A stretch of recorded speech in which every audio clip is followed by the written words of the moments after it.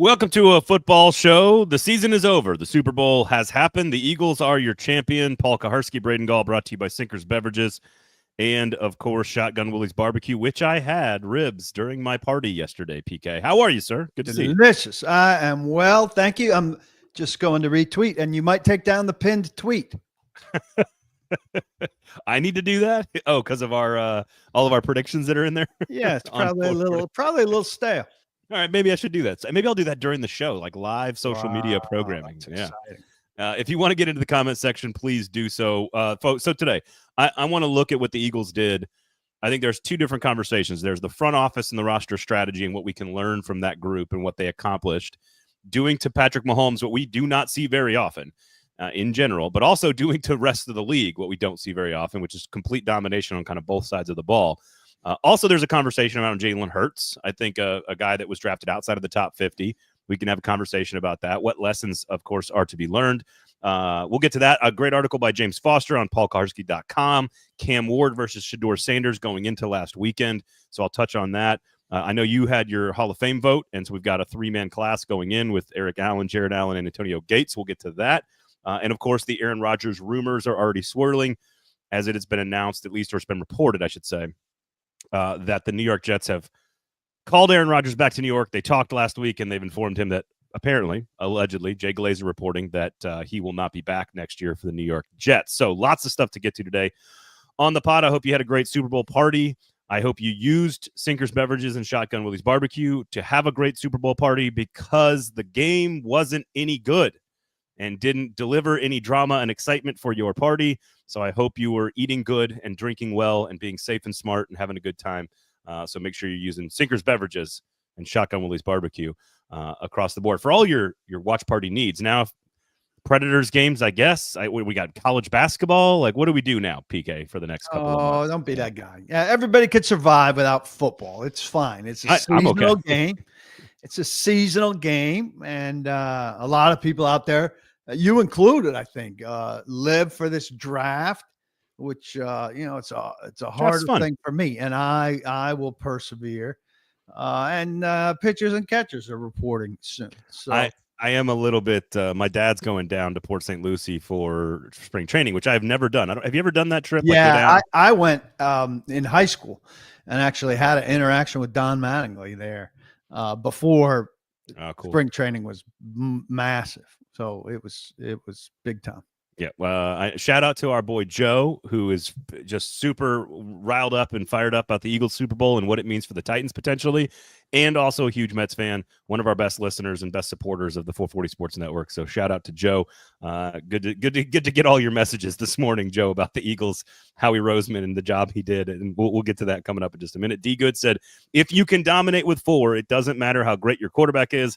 That is what I learned, and it has happened to Mahomes twice now in a Super Bowl. It also, PK, it happened to Brady twice, too. The reason the Giants won those 2 Super Bowls were because they won on the front 4. The Eagles beat Tom Brady and the Patriots because the Eagles, with Nick Foles, were dominant in the defensive front. So I don't know if that's a totally new lesson, but it is certainly a lesson from last night for sure. Well, let me interject an exception to the rule. When the Tennessee Titans were seeded number 1 and hosted the Cincinnati Bengals and sacked Joe Burrow 9 times, they offset it with 3 interceptions from their own quarterback and found a way to lose. So it is not an inevitable formula or unbreakable formula. You can find a way to botch your own offense badly enough to overcome your team's 9 sacks.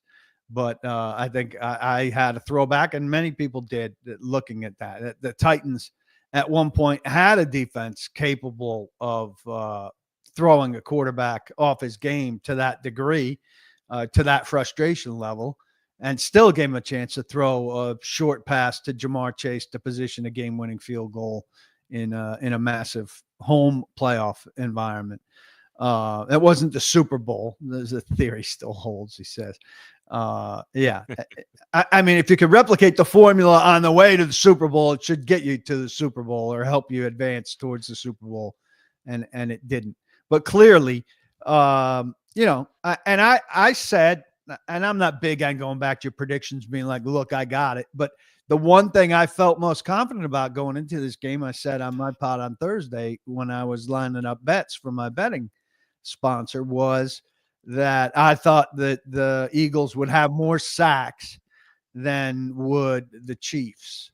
I felt pretty good about that. But I don't know why we didn't more aggressively look at what Tampa Bay did to beat the Chiefs and look at that as a form of what the Eagles were capable of in this game and look at that as a possibility, which is exactly what came to fruition. I do find it so. I think what's interesting is to study how they've constructed the roster, and it's almost impossible to take one team's success and apply it to everybody. But I think you can take some kernels, and going back and looking at how Howie Roseman and the Eagles have built the team in general, there was a 3-year period of time from 18 to 20, which actually lines up with John Robinson's drafts as well, that they were drafting nothing but offensive players in their top 50. And a few of them, Jalen Hurts being the only one that really was a quote-unquote hit, and he was like pick number 53, I think, so just outside the top 50. Point is their first 2 picks for 3 years straight, almost, I think all 6 picks were offensive players. Jalen Reagor was a first-round pick, right? And Andre Dillard was a first-round pick in that group. And what you see is a decided shift over the last 4 drafts from this organization. In their last 13 picks that were in the top 3 rounds, right? So this is day 1 and day 2. Their last 4 drafts, you have drafted 9 defensive players and 4 offensive players. And 3 of those 4 offensive players were offensive linemen. So either defense or the trenches, with the exception of Devontae Smith, who was picked number 10 4 years ago. But they drafted Cam Jurgens, Landon Dickerson, Tyler Steen, 3 offensive linemen in that group. 2 of those are starting pieces. They've drafted Nakobe Dean, Jordan Davis, Sidney Brown, Nolan Smith, Jalen Carter, Jalen Hunt, Cooper DeJean, and Quinyon Mitchell. That is a whole lot of what led them to a Super Bowl this year, which is Jalen Hurts packaged with high-level, intelligent, smart, defensive trench warfare.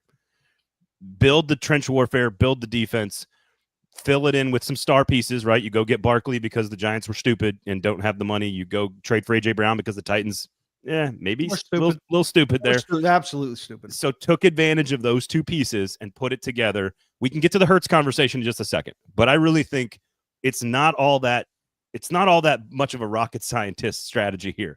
Draft really elite defensive players with your top 50, build out that side of the football, attack the trenches on offense, and go from there. Yeah, and Trevor saying you don't need to draft offense when the Titans gift you A.J. Brown.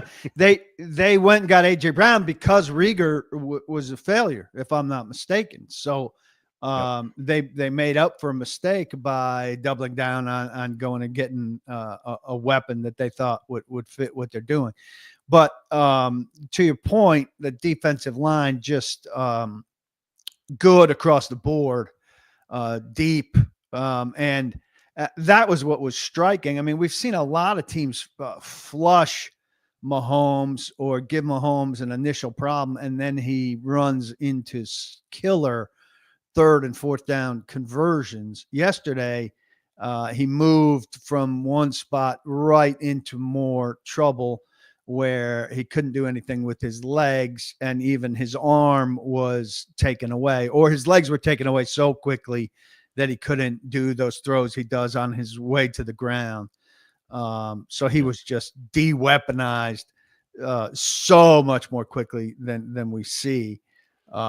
It was a remarkable defensive effort, and he was never threatening. I mean, their numbers, out of their drives, they just did so little. I wrote some of that stuff down. The yardage production going like into the 4th quarter was astonishingly bad.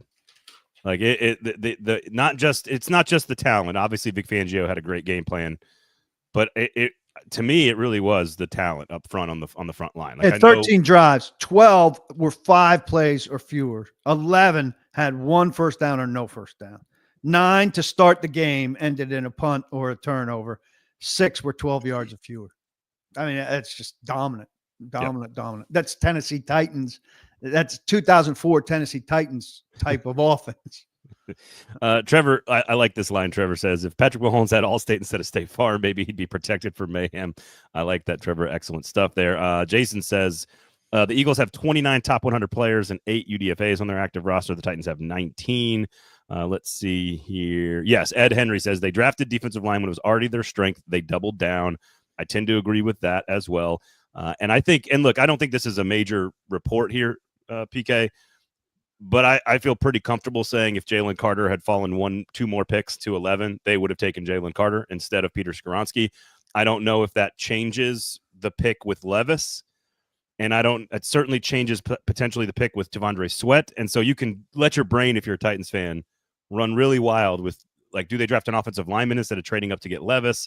They go sign another quarterback to play, then they come back and get Latham, and then it could change so many things if you've got a Jalen Carter sitting in the middle right there. So yeah, they would have had to have gotten an offensive lineman somewhere pretty quickly after that. So don't know. And Andrew, I think this is also one of the points. Like, they've drafted a ton of high-level Alabama, high-level Georgia players. Like, it's Ohio State is going to do this. Michigan is going to do this the next 2 years. The last 2 defending national champions. They're going to pour players into the NFL. You want to know why? They're really good.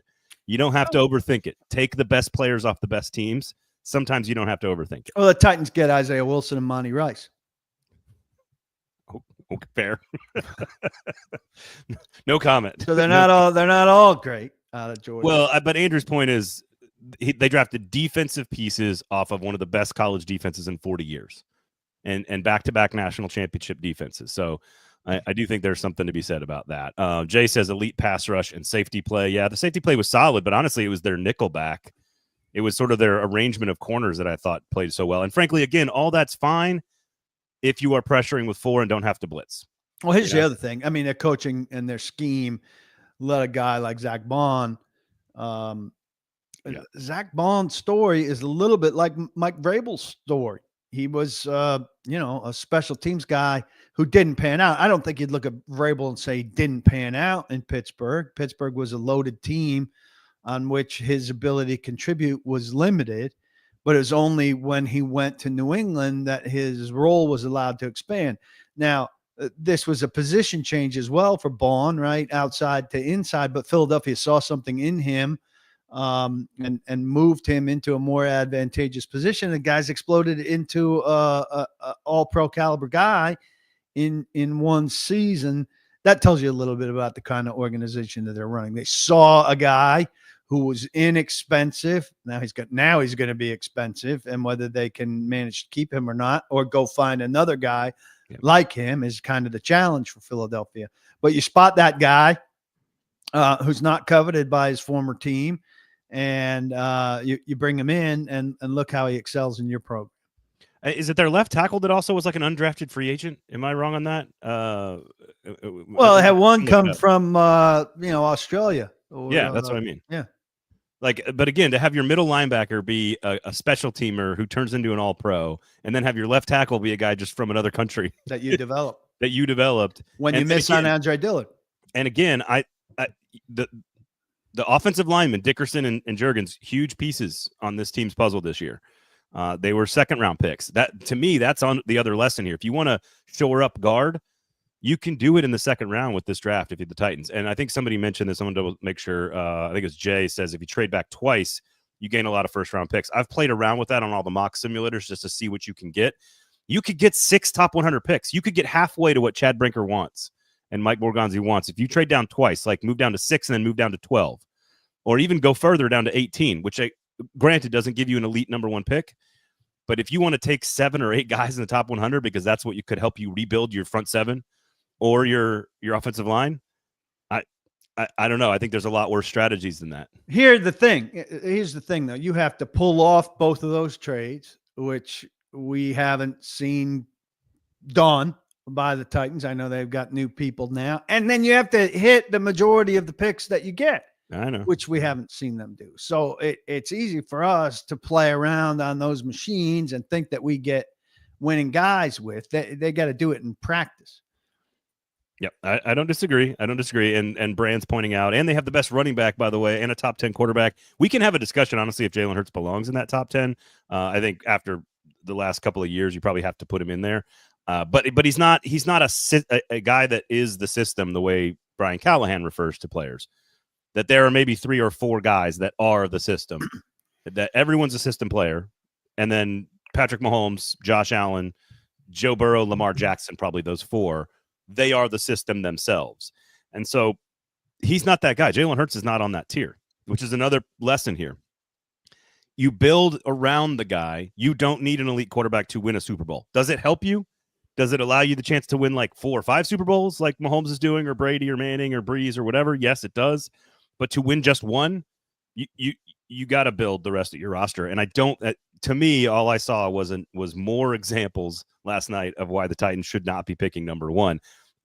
Breakerhead Snake says Abdul Carter, take him. I agree. He's the best player that the Titans could take in this draft. I would prefer to take him at 3.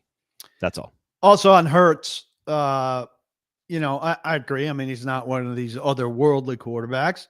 He's obviously good enough to win with, and he's got a trait that's turned them into a 4-down offense in a lot of ways with the tush push. Now they're very aggressive on 4th down, even beyond 1.5 yards. But give them 4th and 1 yard or 1.5 yards. They're doing the tush push. Nobody's figured out how to stop it with any regularity. Turns them into a 4-down football team on 4th and short, which is a massive advantage that keeps the chains moving, that keeps their offense going. His lower body strength is otherworldly, and he's got the right blockers in front of him, and they've developed that, and they go with that. It scores their first touchdown in this game, and it's kept numerous drives alive for them over the last couple of years and this year.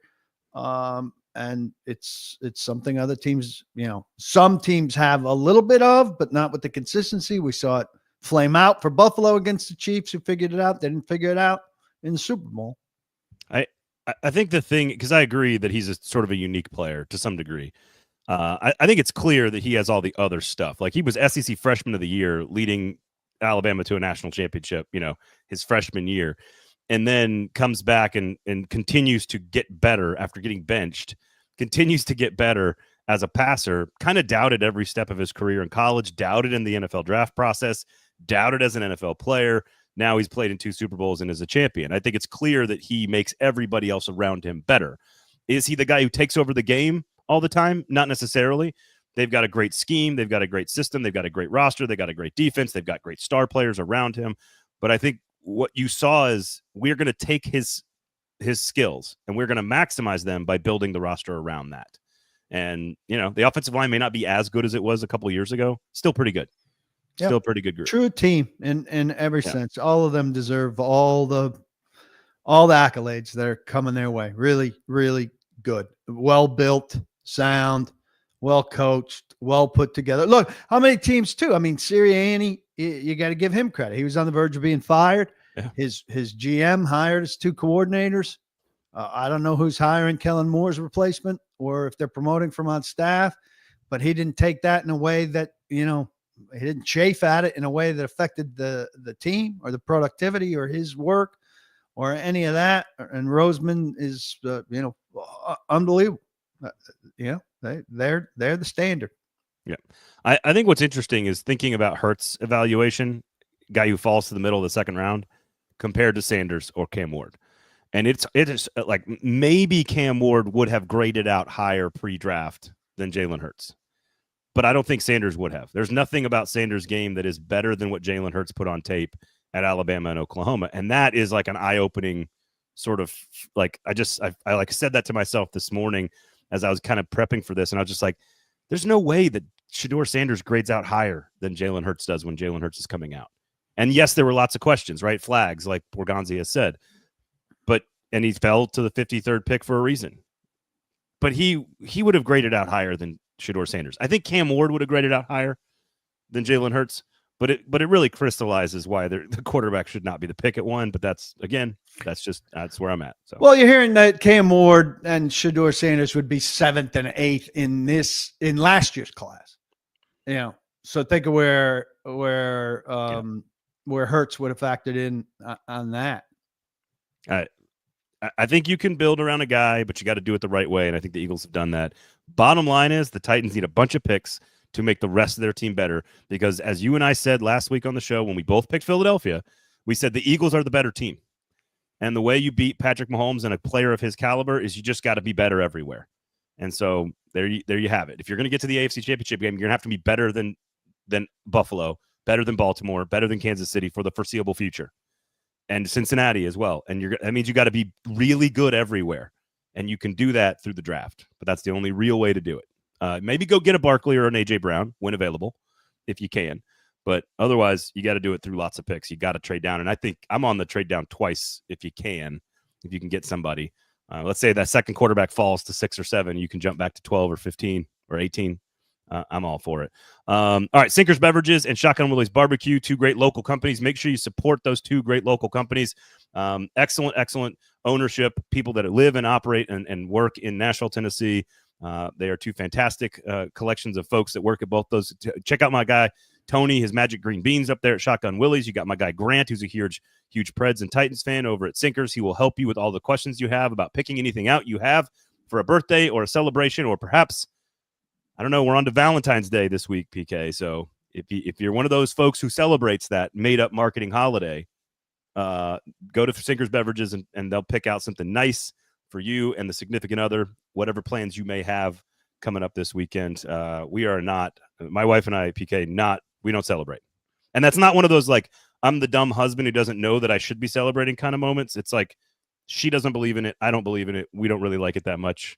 We're not going to get caught up in the hype. You know what I mean? we won't do anything either. We're so romantic. Yeah.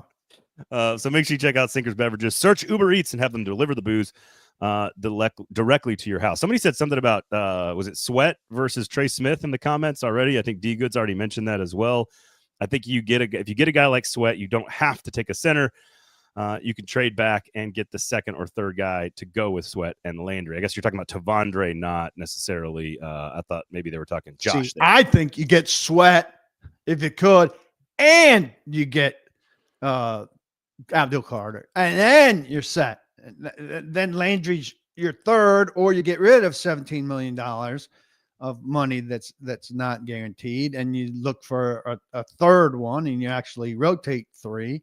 And then you'd be set. Then you could start to talk about being serious about your pass rush. I agree. Trade back to 3. Get Carter if you can. Stockpile some more picks. Go get Josh Sweat. Cut Harold Landry. Save yourself some money, and kickstart the front 7 rebuild with what would be 2 Sweats, 2 Sweats, a Carter, and a Simmons. Yes. But the way they talked about free agency in their initial round, they really talked about free agency being a patchwork of guys, I think, like Sebastian Joseph Day, which is fine. But I was talking with Rexroad this morning as I'm subbing over there. They're not there yet. You know, they could talk about this 30 picks over 3 years with 12 in the top 100. But until you get, you know, and that's an ambitious goal, but even if you get close to that, until you're halfway there, while you have the money to spend, it's going to be hard to address everything without a 3rd round pick or before you make these trades and everything. It's going to be hard to address everything. And so if you can go get a Josh Sweat or a Trey Smith, receiver, to me is not as appealing because you finally have to get young there, I think, all the way young.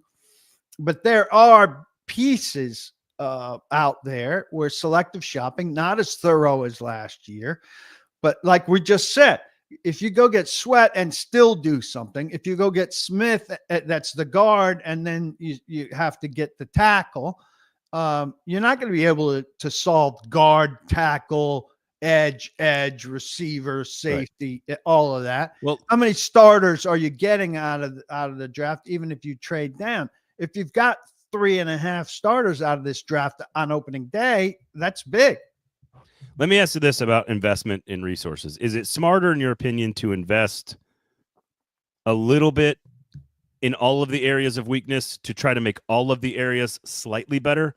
Or do you like overinvestment in a single group to make that thing the identity of the team, at least in the short term? Like, for example, you've already drafted 2 offensive linemen. If you go sign an offensive lineman and then draft somebody 35th overall, you're sort of throwing a lot of stuff at the offensive line to try to permanently fix it, at least for the foreseeable future. To your point, you could draft Carter and then Sweat overall. You could draft 2 receivers, sign somebody.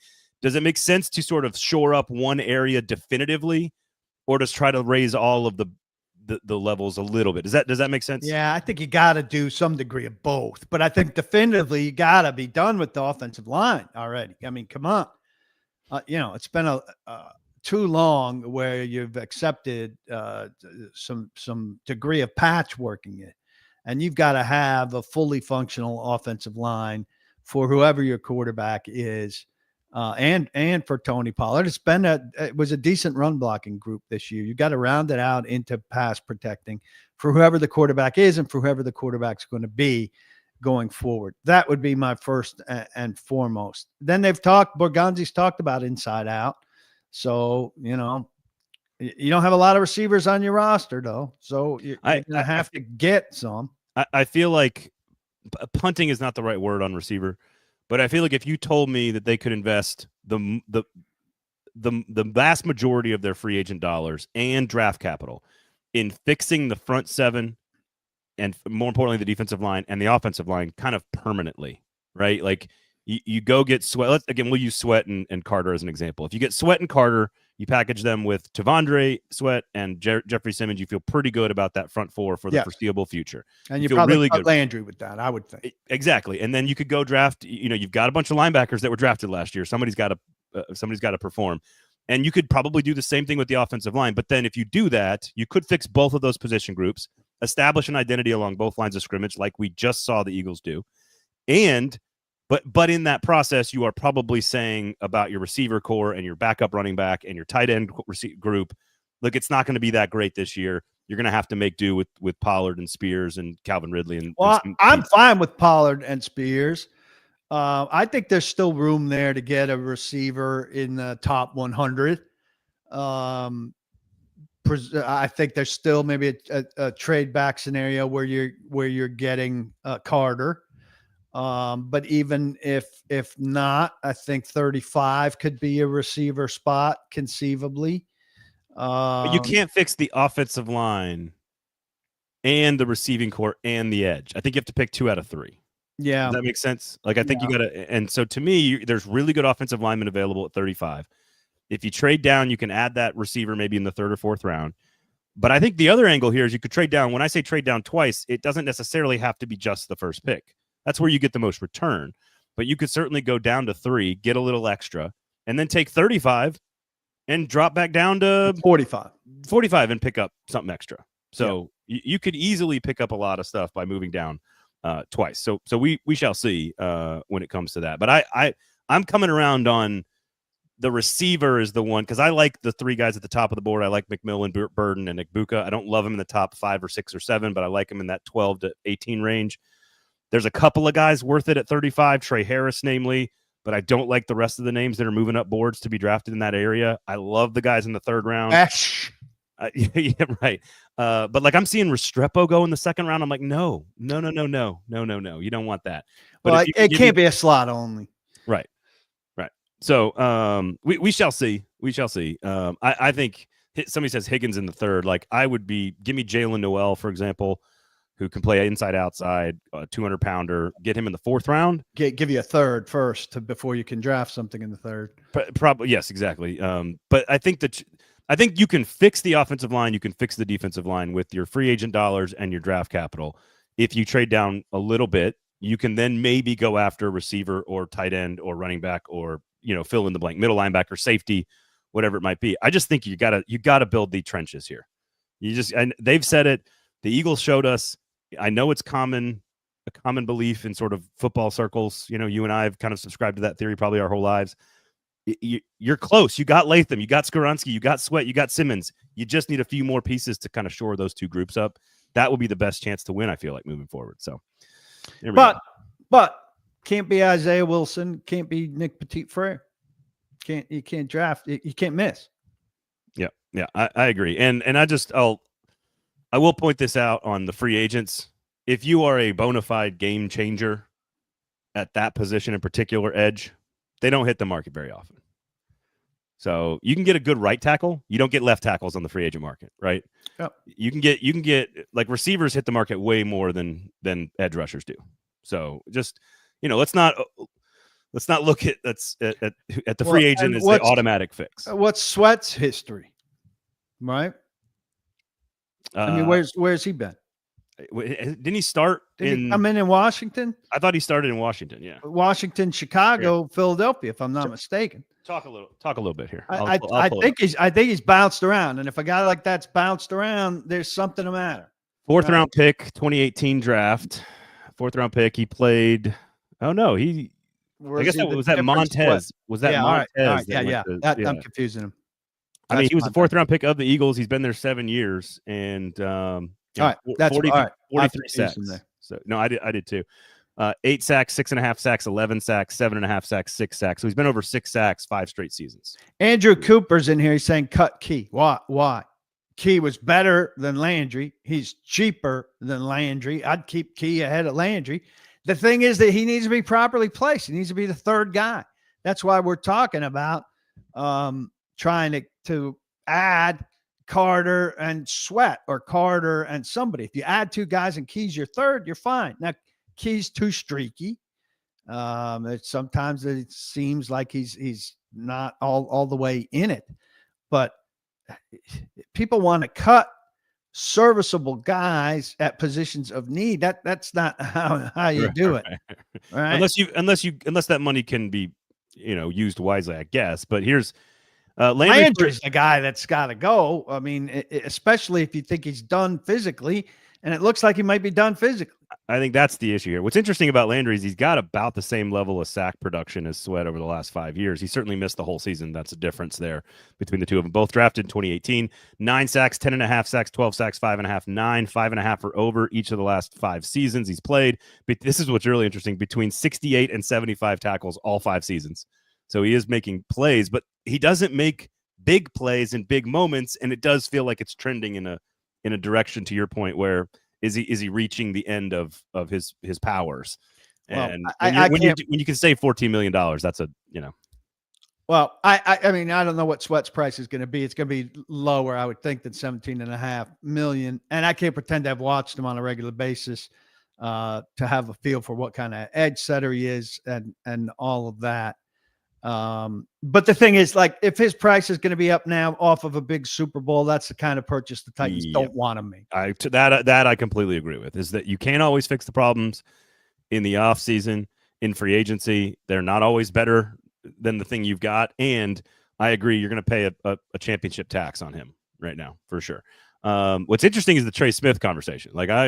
Trey Smith is as good a guard as there is, and maybe he's discounted a bit because of what just happened, but I doubt it. So he didn't have a great game. But look, Kansas City needs to kind of redo that offensive line, which looks like out of that game, certainly didn't run block and didn't look great. You got 2 All-Pros there, and Humphrey and Thuney, and didn't play well. They got dinged up too, and they had to move Thuney.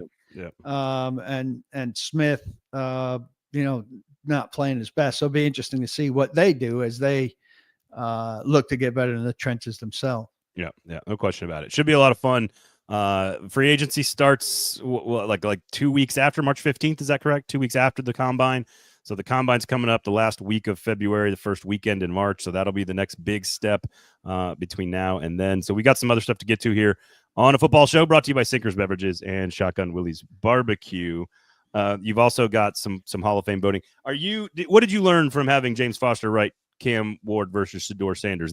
Are you settled now that Cam is the only one worth considering at the top of this board, and that Shedeur Sanders is more of a, if you can get him at 12 or 16 or 18, then it's worth the risk? Is that what you learned? I mean, I was leaning that way anyway. I mean, I think a lot of readers who were not real excited about either quarterback read what he had to say, James, and came away, with their opinions reinforced or supported by what James had to say, with some film there to back it up. It seemed like a lot of analysts who were talking at the Super Bowl were kind of echoing that sentiment. I was thinking this morning, early that, and last night as I was kind of constructing in my head what I was going to write today. Boy, if that consensus is building, maybe the Titans are in real trouble in terms of somebody coming up to get them. And then I poked around a little bit with friends in media friends in Cleveland and in New York about how they felt their teams feel about Cam in particular, but about the quarterbacks. And they both said pretty enthusiastic. So, I said trade. Cleveland said, I don't know. And Giants said, possibly desperate. And so I wrote a piece this morning just about how desperate these teams are. All four teams, the Giants, the Browns, the Jets, the Raiders, how long their quarterback droughts have been, what kind of timetables their GMs are on, and what might compel them to move. But quarterback desperation is a real thing. I mean, the Jets, you go all the way back, the best winning record combined with decent passing yards and a decent touchdown to interception ratio. The Jets, you're going back to Ryan Fitzpatrick in 2015. That's a real thing there. Whether you've got a new GM or not, who's got a reasonable timetable, that's a decade. Giants at 3 to get Cam Ward. That is sort of where I've been at, because Joe Schoen, going into his 4th year, very desperate to prove that he belongs in that role as the general manager there. Already made the mistake of giving Daniel Jones the contract. Let Saquon walk. Let's say he's got to prove something. And here's the thing. I think Cam Ward has upside. I've never not thought that. I thought Shedeur Sanders has upside. I've always believed that they're 18th and 24th in my proverbial rankings or whatever on the big board. So if you get to 6 or 7 or 12 and they're there, it's worth the risk once you've acquired the extra capital. I think the more likely trade is at number 3 with the Giants, where you move down. It's not as costly for the team to come up to number 1. They're desperate as hell to get Cam Ward. They come up and they draft Cam Ward. You can get either Hunter or Carter in that situation. Hopefully it's Carter. I don't know about that. If Myles Garrett's still, this is where you need to root for Myles Garrett to stay on the team so that they don't immediately turn around and draft Abdul Carter. He can then fall to you at 3. You get Carter. You add a 3rd pick. You add a 2nd round pick. You add a 1st next year. You can then maybe. You're definitely getting a 1st for a 2-spot jump. I don't think you have to be honest.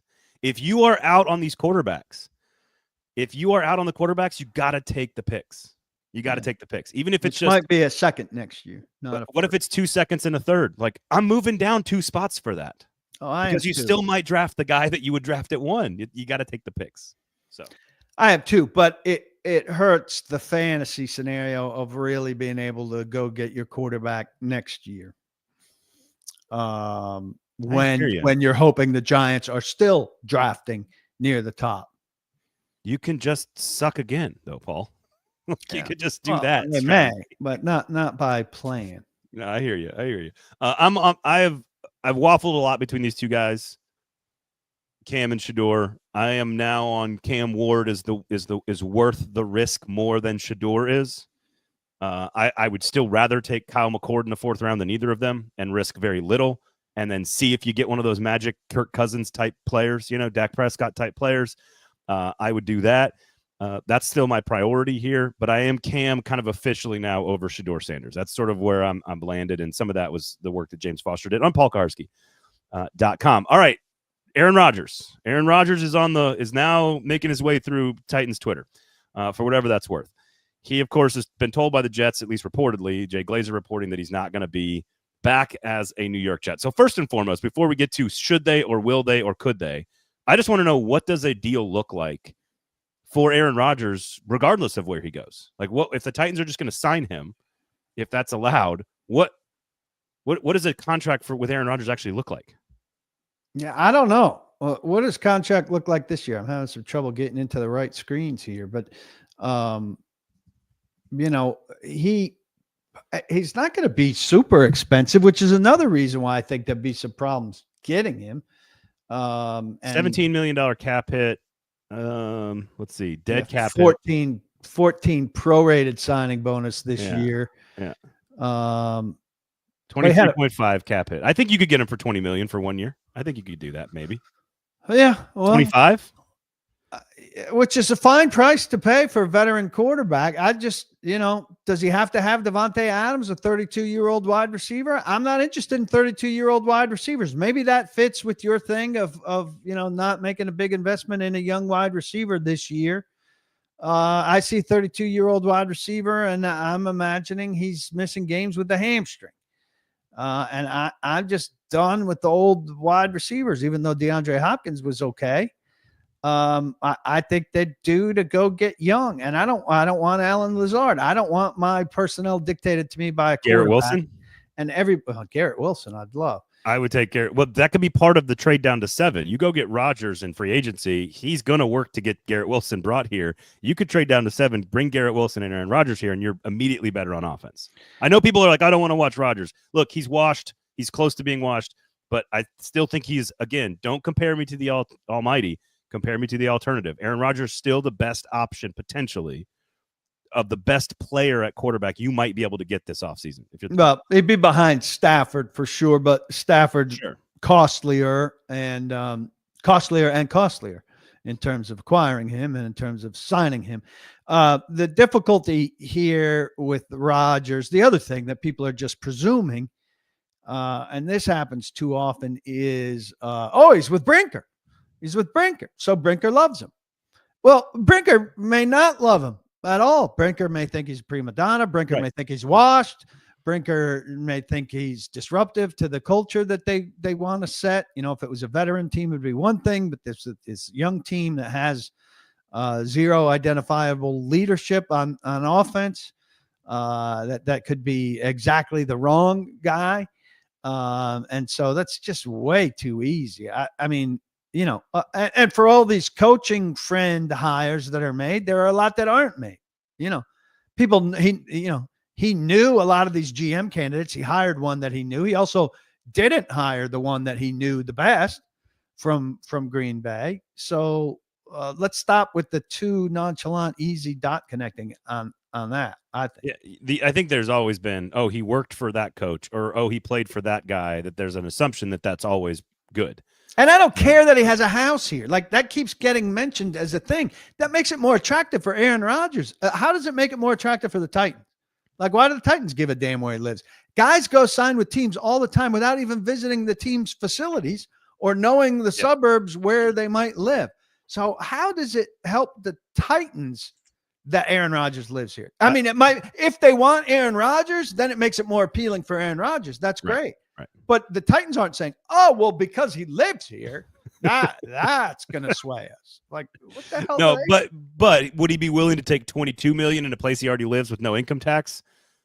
Then if they want him, it helps, but it doesn't help them want him. Yeah, I think I would. I mean, you all can tell me I'm crazy. I think you have a better chance to win with Aaron Rodgers than you do with Sam Darnold. I do. I know that sounds crazy, but for a 1-year bridge, maybe at the most, I don't want to spend 85 or 90 million on Sam Darnold, and I'd rather spend on 1 year of Aaron Rodgers. Well, the other thing is, any of these veteran quarterbacks are looking for a chance at a ring, and this place doesn't register very high on that. So how limited are Rodgers' options? Like, are they limited enough that this is where he wants to be because he lives here? And because there's no income tax? I would think he could do better because there's holes in all of these free agent guys. And if he can't do better, I worry a little bit about him being your guy. I would think Pittsburgh, for example, is a very good spot for Rodgers to go, where it feels like they have all the other pieces in place.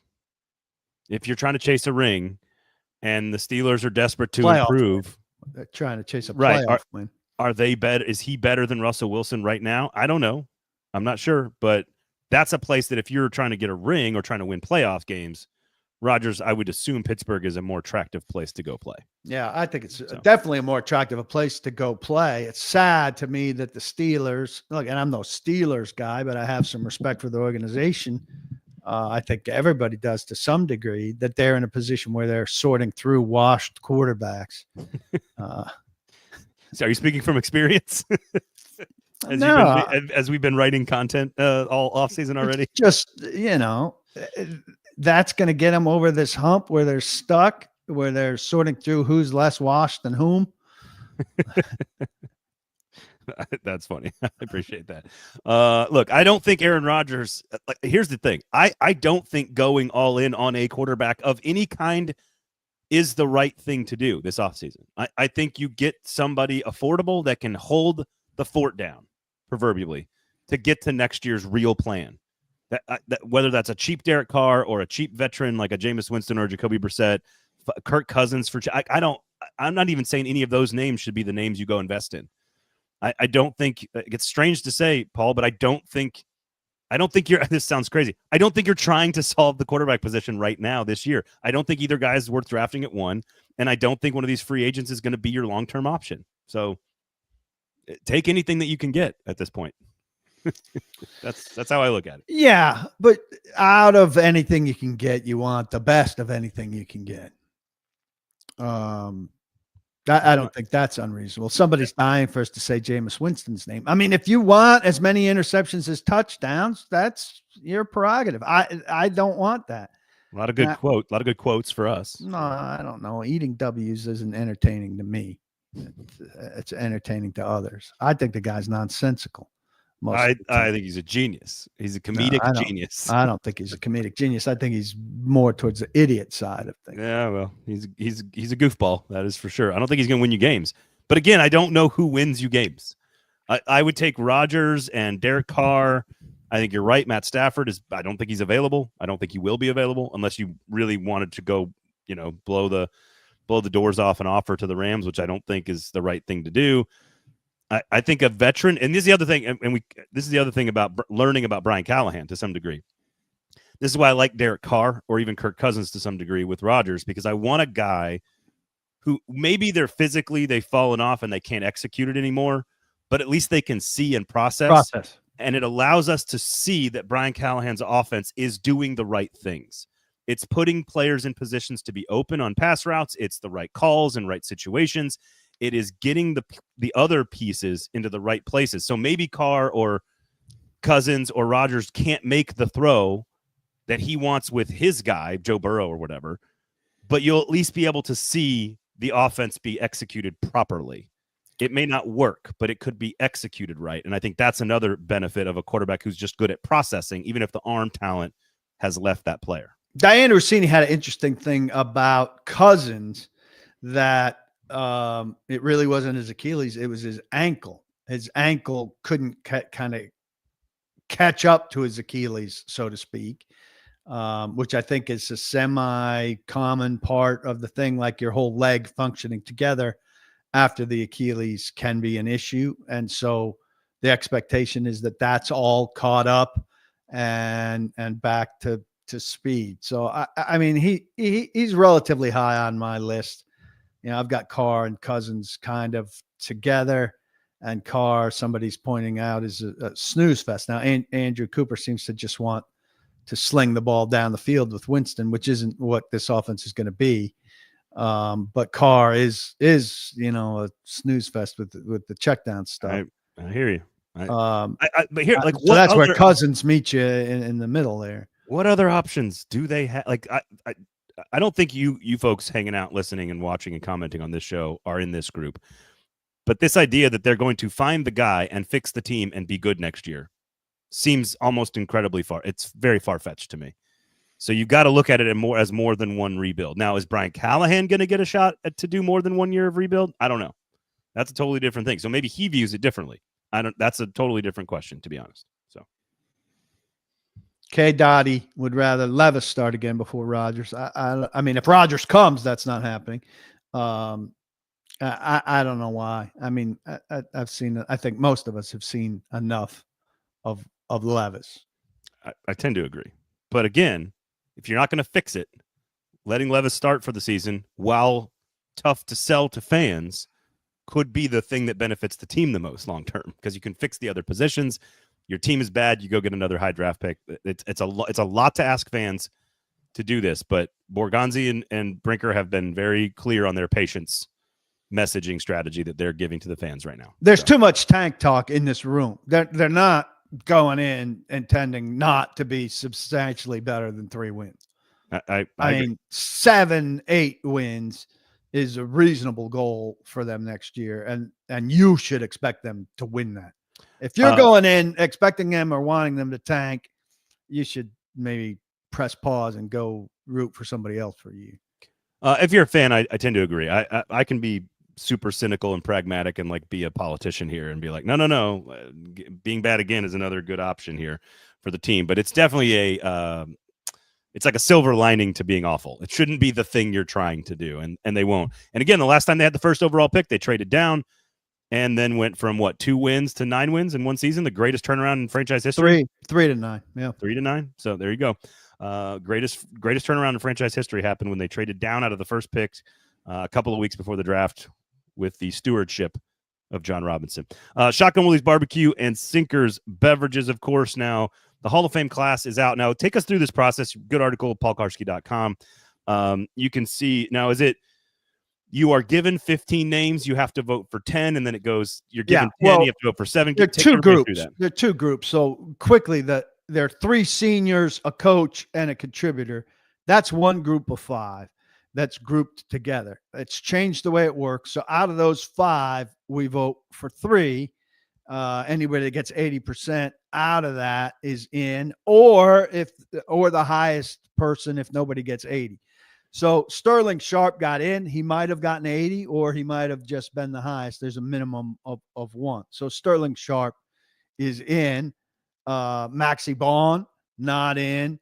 I'm going to forget the other senior's name who has a very sad story where he killed himself and his wife in apparent CTE stuff.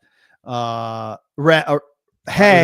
Was it Ralph Hay? Okay. Ralph Hay, who's really the founder of the league. It's ridiculous he didn't get in with the Centennial class. Did not get in. He was had the meeting in Canton, Ohio that pretty much organized the league. Trier is the Kansas City Chiefs guy who had the terrible ending to his life and his wife's life. Man. And Mike Holmgren, who I think a lot of us thought was going to be a lock after excellent presentation and everything. So all those guys by the wayside. It'll be interesting if they get sent back by their committees with this new format. It used to be if you didn't get in those settings, you were pretty much, vetoed and left behind. Then the 15 modern era candidates. Well, one quick comment, because as a kid, Sterling Sharp, one of my favorite players, like just full stop. As a Packers fan growing up, my dad, my brother, my grandfather, my aunt, my uncle, my cousins, we all, Sterling Sharp, huge in the family, like love the guy. And what's interesting is I never would have told you that I thought he was a Hall of Famer. Obviously the injury caused him that problem. I would have guessed, Mike, to your point, I would have guessed Mike Holmgren gets in way before Sterling Sharp. So a little Sterling surprised. Sharp, widely regarded as the second best receiver of his peak behind Jerry Rice. So then the modern era, there are 15. We narrowed them to 10, and then we narrow them to 7. And then in this new policy, so we used to just go from 15 to 10 to 5. And then those 5, you voted thumbs up or thumbs down. And if they got thumbs up of 80%, they were in. Now we narrow them from 15 to 10 to 7. Out of those 7, you vote for 5. And in that vote, if you get 80%, you're in, which meant only 3 got in: Eric Allen, Jared Allen, Antonio Gates. Look, they made these changes because they wanted to make it more difficult and more exclusive. I would argue that presenting a class of 4, that's Eric Allen, Antonio Gates, Jared Allen, and Sterling Sharp, does not overwhelm the public with wow, what an exclusive and extraordinary class, when Luke Kuechly and Adam Vinatieri, 2 first ballot guys who Willie Anderson, right? Pretty deserving, Willie Anderson, the other guys that were in the 7, Willie Anderson, Adam Vinatieri, Torrey Holt, who's been waiting a long time, Darren, Allen, Anderson, Gates, Holt, Kuechly, and Vinatieri were in the 7. Now, the guys of those 7 who don't make it are automatically finalists next year. Okay. But incoming, you've got some serious people, which is going to really bog this thing down. So when you see next year Drew Brees come in, and when you see next year Larry Fitzgerald come in, I mean, those could be 2 first ballot guys. Fitzgerald, I think, is definitely a first ballot guy. They're getting 80%. Some of these other guys are definitely then not going to get 80%. You're going to see small class after small class, heavy with first ballot guys. I think it's going to be hard for them to admit a mistake in terms of how they structured this thing, but it's pretty clearly a mistake. I know you voted for Holt and Wayne in your first round. It's hard to not make the case for those two, Reggie Wayne and Torrey Holt. Do you, in your time as a voter, have you seen where a first ballot, like where a guy who's pretty deserving just for some reason kind of dances around the edges, and then a first ballot at that position kind of comes in and just knocks him down a peg and eventually doesn't get in? Like that's not Sterling Sharp necessarily, but no, he's seniors. These 15 almost always get in. John Lynch was stuck there for a long time. But once you're in the 15, you almost always get in. Wayne's moving backwards now. It's 2 years in a row he hasn't advanced to the 10, I think. Right. And so, and with Larry Fitzgerald coming, and the temperature for receivers seemingly going down, so you've got Wayne, Holt, Steve Smith. We're in the 15 this year. Fitzgerald's coming next year with a lot of other good players, first year eligible. I mean, one of those guys may not make the 15 next year. So it's moving the wrong direction for some guys. Terrell Suggs, no votes. That seemed interesting to me. Terrell Suggs, not no votes, but didn't make the 10. I mean, it's just too many first ballot guys there. Okay. So I think that's just Marshall Yanda had exceptional momentum and has an exceptional case. He didn't make it out of the 10 either. But again, like you put Marshall Yanda there. He didn't advance in his first year, and now he's got all these other good first-year guys coming. It's going to be hard to get the train moving on somebody like that with this new voting system, which I think is going to really make things super stingy. He's a Hall of Fame player. I mean, he's the best guard of his era. And you voted for, out of the 5, you voted for the 3 that got in, so you were a part of the 80% for all 3 of those guys, Eric Allen, Antonio Gates, and Jared Allen. There's your 3, and my guy, Sterling Sharp. Ed says, did I live in Green Bay? No, I was born in Madison, Wisconsin originally. 3 generations born there. My grandfather, my father were all born there. Same hospital in Dane County there in Madison. If not, then apparently you're not allowed to root for any player outside. He follows my voting. He follows my voting rules. But the people are making it like this is extraordinary, what I said on the radio on Monday morning. I think you should root for teams where you grow up or are from, or teams that your family is connected to, also probably out of geography. Or if your uncle played for the Cowboys, then it would be reasonable that you're a Cowboys fan. And the argument was, about this idea that my kid really liked Steph Curry, so we became Patrick Warriors fans. Yeah, or your front runner. First off, I mean, NFL and NHL wise, if you live in Nashville and you grow up in Nashville, it doesn't make much sense not to be fans of those teams, because there's something called the home team, and there's a thrill to go to a game. You go to a game with your dad or your family, then you take your kid to a game. You had the privilege of taking your kids to a Packers game in Nashville. Otherwise, it's hard to see the home team. Yeah. So I do think there are. So this is off of your comment on the radio this morning. Is that? Yeah, I have very stringent rules, and everybody thinks it's ridiculous, and you should be able to root for whoever you want. I think being a Golden State Warriors fan in Nashville is ridiculous if you're doing it just because you like Steph Curry. Because guess what? Steph Curry will eventually not be a Golden State Warrior, and then what happens? I think you pick another player in another team. I have fairly strict, also like legitimate and illegitimate reasons for fandom.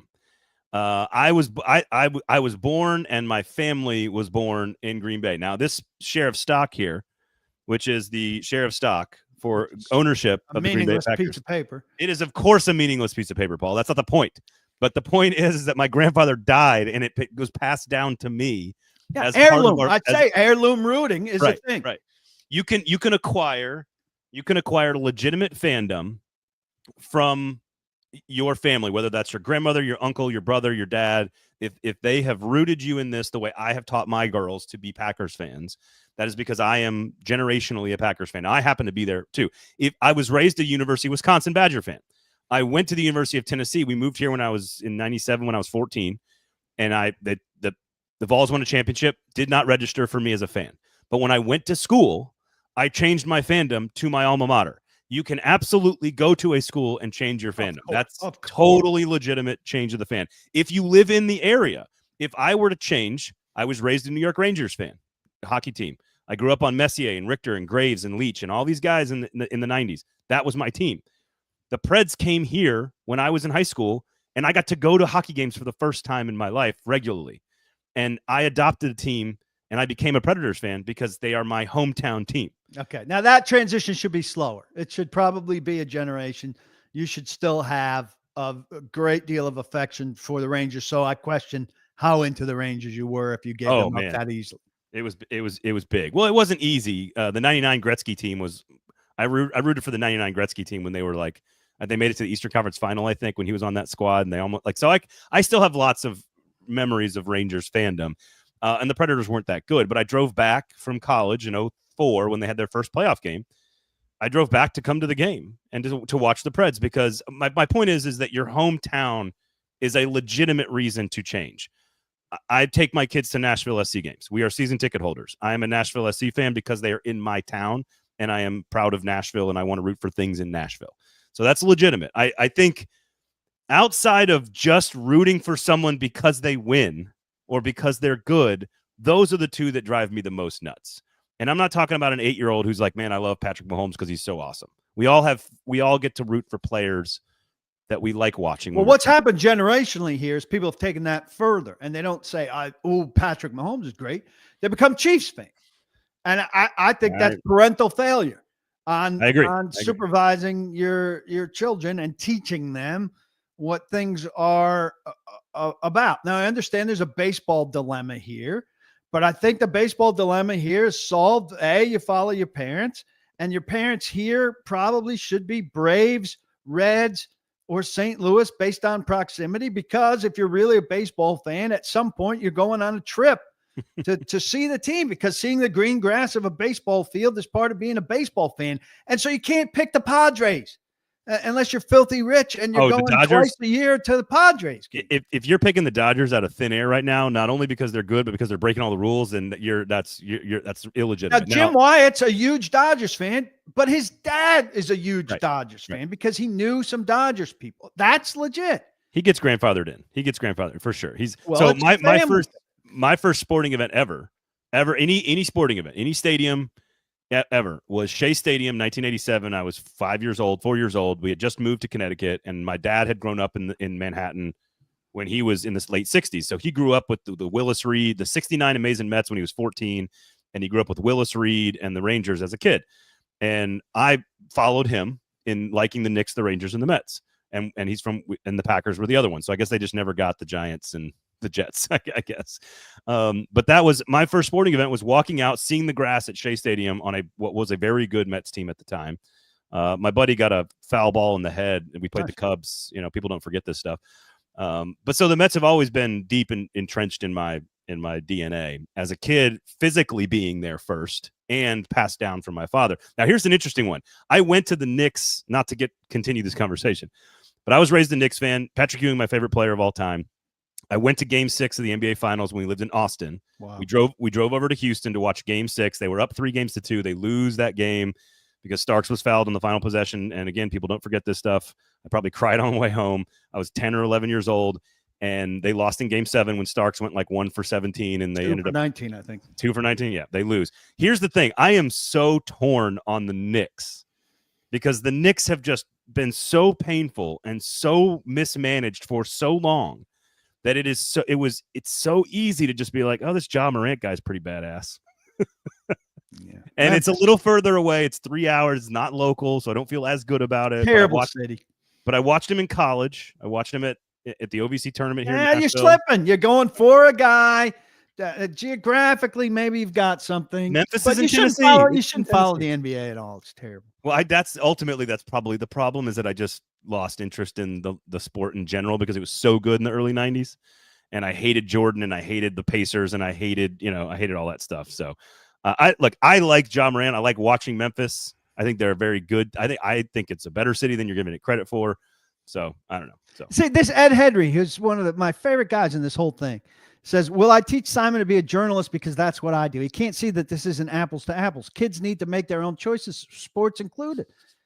I'm not forcing him to do anything, but sports is very much a family thing. And he's not rooting for my teams. He's rooting for his mother's team. He's more of a Phillies guy. He'll root for the Yankees if I take him to a game, but he's a Phillies guy. He's thrilled with the Eagles win yesterday. He's an Eagles guy because his family on that side are all fans. And on my side, it's me. My mom and dad didn't really care that much about it. They're not sports people. And my family spread all over the place. So my one brother's a Braves fan, and my sister lives in LA, and she follows the Yankees still, but she goes to Dodgers games when she goes to a game. And my other brother's not that big of a sports fan, where his mom's family all lives in Philadelphia and gathers around the TV for every big game together. So it's understandable, but I'm not forcing them to do anything. And I know families where a kid revolts against his Yankees dad to be a Mets, whatever. And that happens. Part of growing up. But teaching him to be a journalist is nothing like being a sports fan. No, in fact, I would specifically tell my daughters, do anything but come and get into this industry. Go do something go become a lawyer or a doctor where you can get guaranteed paychecks and establish a career for yourself. But how people don't get the basics of this, it makes me question the parenting that they got. Maybe everybody's from an effed up family. I don't know. I assume your son was not old enough when the Phillies and Yankees played in the World Series. My son was born during or just before that series. And I said to my wife, whoever wins, we will present the child to that team. And we were sleeping through most of that series. I didn't see a lot of it. But when that series was over, I held him up and said, he is a Yankee. But if they play against right now in the World Series, who does he root for? He would root for the Phillies. Oh, that's got to hurt. Which would kill me. Yeah, that's good. But also, he doesn't sit down and watch a game start to finish. Like he maybe watched that game yesterday at his friend Charlie's around the corner, not here. No kid. This is why the NBA is popular, Paul, because nobody watches a full game anymore of any kind. That's why soccer is popular, because it's less than 2. It's 2 hours, tight window, no commercial breaks. You're out. You know. I like a tight window sport, but NFL is a good window, and a baseball game is more of a backgroundy thing. Like I'm on my iPad and I've got the game. It's a social. Right. It's a social event. You go to the game. It's a social event. You're talking with your friends. Hey, how are the kids? How's it? Oh, home run. Okay, there you go. It's more social. It's for sure. All right. PaulKuharsky.com. A lot of bonus material. More about Joe Rexro and I are sure to pick up on this tomorrow morning, and we'll keep it going. Sinkers Beverages, and of course, Shotgun Willie's Barbecue. Go check them out. We do appreciate all of you guys in the comment section. Please share the product. Thumbs up, notifications turned on, and give us a follow on all the social media apps that you're on. So we do appreciate that. Thank you guys for hanging out. Thank you guys for watching. All of the good stuff, all the good vibes. For Paul, I'm Braden. We'll talk to you guys next time.